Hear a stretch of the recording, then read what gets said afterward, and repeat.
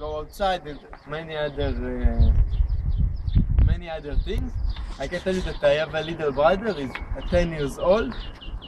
By the way, he's sleeping with me since he's born, actually, because a lot of time we heard the alarm in the middle of the night. So when he was a baby or a little kid, I just took him to a bomb shelter. I can tell you that I think 3 months ago there was a false alarm against the road, but it was in the middle of the night. So he just wake up by himself and he ran to the bomb shelter. It's like 2 floors down.